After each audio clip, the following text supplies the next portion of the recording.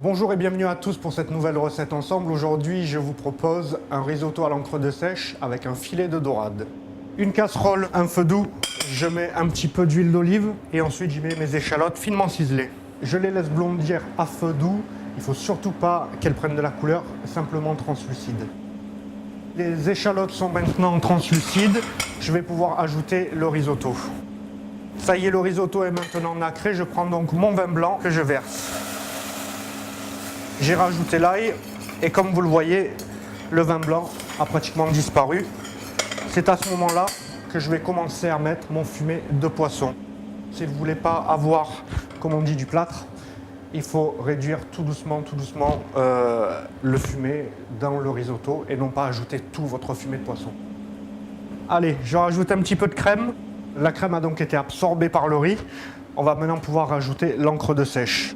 Quand mon riz a une belle couleur noire, je descends bien le feu, que ce soit pas trop chaud et surtout qu'il n'accroche pas au fond de la casserole.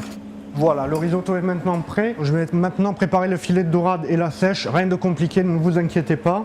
Donc mon filet de dorade, comme je vais le faire cuire simplement sur la peau, pour qu'il cuise bien et uniformément, je vais faire des petites entailles avec mon couteau. Pour la sèche, je prends simplement le dessus et je fais des petits stries. Je suis maintenant prêt à faire les cuissons de poisson. Je prends mon filet de dorade et je vais le saler un petit peu sur la peau, comme ceci. Ça va nous emmener un petit peu de croustillant. La poêle est chaude, je prends mon filet de dorade et je le pose. Et très important, j'essaye de le maintenir un petit peu. C'est simplement pour que le filet de dorade évite de se rétracter sur lui-même.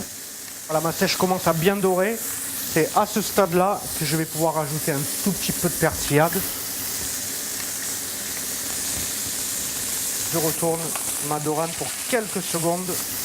Nous passons maintenant au dressage. Donc mon risotto, je vais y rajouter quelques tomates séchées et un petit peu de ciboulette ciselée. Je le dresse ensuite dans un cercle. Je remets un petit peu de parmesan dessus. Je dispose mon poisson. Je rajoute un petit peu de ciboulette pour la décoration mais également pour le goût. Voilà pour notre recette d'aujourd'hui. Le risotto à l'encre de sèche, filet de dorade et sèche en persillade. Bon appétit!